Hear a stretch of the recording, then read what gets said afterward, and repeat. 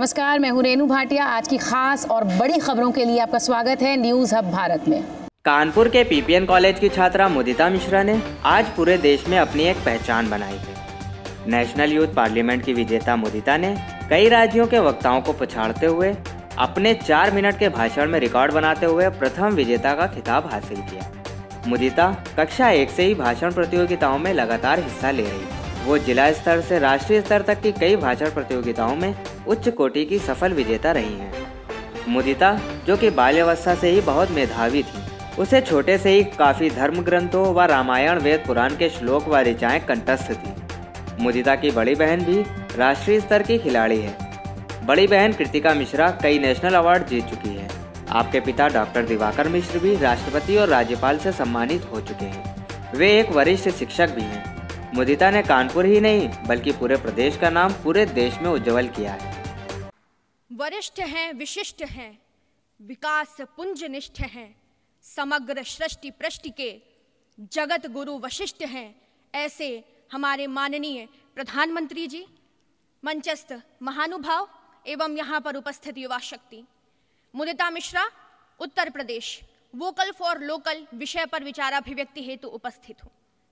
मेरी मातृभूमि भारत, जो मानव सभ्यता के इतिहास की आरंभिक 3 सहस्त्राब्दियों अर्थात 3000 वर्षों के लगभग संपूर्ण कालखंड में विश्व भर की सबसे समृद्ध अर्थव्यवस्था रही, जिसकी सिंधु सभ्यता की समृद्धि का शोर मेसोपोटामिया और मिस्र ने सुना, जिसके उत्पादों व हस्तशिल्प का डंका पूरे रेशम मार्ग में बजता था और जिसके पश्चिमी तट समुद्री मार्गों के जरिए पूरे विश्व की अर्थव्यवस्था की धुरी बन गए।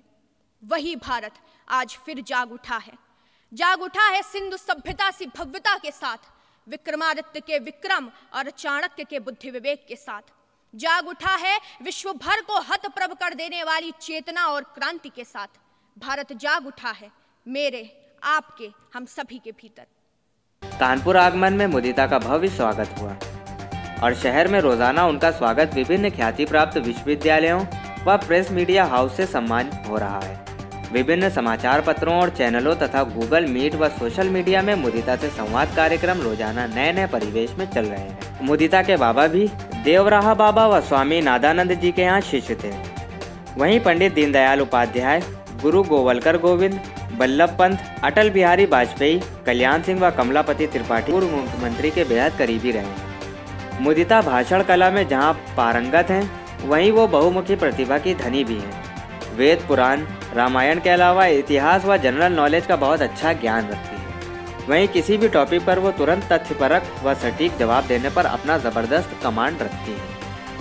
मैं मुदिता मिश्रा हूँ और कानपुर यूपी से, और अभी रिसेंटली मैंने नेशनल यूथ पार्लियामेंट 2021 में ऑल इंडिया विजेता रही हूँ।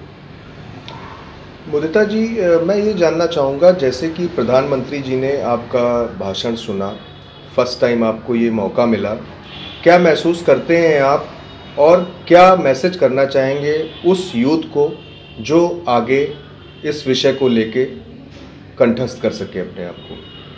जी, सबसे पहले तो मैं माननीय प्रधानमंत्री जी और माननीय योगी आदित्यनाथ जी का धन्यवाद ज्ञापित करती हूँ, जिन्होंने मुझे इस उपलब्धि पर अपना आशीर्वाद दिया है और बधाई दी है। और मुझे काफ़ी अच्छा लगा क्योंकि सेंट्रल हॉल पार्लियामेंट में मुझे बोलने का मौका मिला। माननीय प्रधानमंत्री जी ने मेरा भाषण सुना और मैं ये पुरस्कार उत्तर प्रदेश के युवाओं को समर्पित करती हूँ और युवाओं से ये आह्वान करती हूँ कि वो सकारात्मक तरीके से अपने भारत के लिए कार्य करें, भारत की प्रगति के लिए कार्य करें और भारत को विश्व गुरु बनाने के लिए संकल्परत हों। हाँ, ये बात काफ़ी बड़ी है क्योंकि पहली बार भारत के इतिहास में पहली बार हम युवाओं को पार्लियामेंट में बोलने का मौका मिला। तो स्वाभाविक सी बात है कि कई पार्टिसिपेंट थोड़ा सा नर्वस हो गए थे, अपनी बात को बोल नहीं पाए, क्योंकि माननीय प्रधानमंत्री जी ने भी जैसा कहा था कि आज आप लोग उन कुर्सियों पर बैठे हैं जिस पर कभी पंडित जवाहरलाल नेहरू जी, श्यामा प्रसाद मुखर्जी जी, राजेंद्र प्रसाद जी बैठे होंगे। संविधान पर विचार विमर्श किया होगा, भारत की प्रगति के लिए उन्होंने तपस्या की, यहीं पर बैठ करके उन्होंने योजनाएं बनाई तो ऐसे एक पवित्र स्थान पर, लोकतंत्र के मंदिर पर आप बैठे हैं और एक स्वस्थ मन से प्रगति के लिए विचार विमर्श कर रहे हैं, मंथन कर रहे हैं, अपनी बात को रख रहे हैं। तो कई प्रतिभागी थोड़ा सा नर्वस हो गए थे, लेकिन मुझे खुद पर भरोसा था। जी देखिए, प्रतियोगिता काफ़ी टफ थी और पूरे भारत से लोग आए थे, तो काफ़ी कठिन रहा समय। और टॉपिक मिलने के बाद रात भर सोई नहीं, रात भर तैयारी करी, प्रैक्टिस करती रही, क्योंकि अगले दिन कंपटीशन था और पूरे कॉन्फिडेंस के साथ मुझे 4 मिनट बोलना था और मैंने अपना बेस्ट दिया। जी, मुझे याद है जब मैं 3 वर्ष की थी तब मैंने पहली बार मंच पे खड़े होकर के कविता बोली थी। असल में मेरे माता पिता और मेरी बड़ी बहन कृतिका मिश्रा, जो स्वयं नेशनल बालश्री अवार्ड से सम्मानित हो चुकी हैं, उनका पग पग पर मुझे सानिध्य मिलता रहा है, आशीर्वाद मिलता रहा है। उन्होंने मुझे सलाहें दी हैं और मेरे पिताजी और माताजी मुझे बचपन से तख्त पे खड़ा होकर के बोलना सिखाते हैं और आज उन्हीं के आशीर्वाद से मुझे ये सफलता मिली है। और मैं मानती हूँ कि ये मेरी सफलता यानी मेरी मंजिल तक पहुँचने की पहली सीढ़ी है। और जो ऑफिशियली कंपटीशन था, कंपटीशन का जो परीक्षा थी मेरी, वो तो संपन्न हो गई, उसमें मैं सफल हो गई। लेकिन मुझे लगता है कि अब शायद मेरे ऊपर एक बहुत बड़ी जिम्मेदारी आ गई है और मेरा डाउनफॉल नहीं होना चाहिए। मुझे उस जिम्मेदारी को अपने कंधों पर उठाना है और सफलता को पाना है। मैं डॉक्टर दिवाकर मिश्रा हूँ, मुदिता का पिता हूँ और मैं तो प्रवास पर था संगठन के काम से, और जब दिल्ली में इसका अनाउंसमेंट हुआ तो मुझे उसी दौरान पता चला। मैं दूर ग्रामीण अंचल में प्रवास पर था और मुझे बड़ी प्रसन्नता हुई।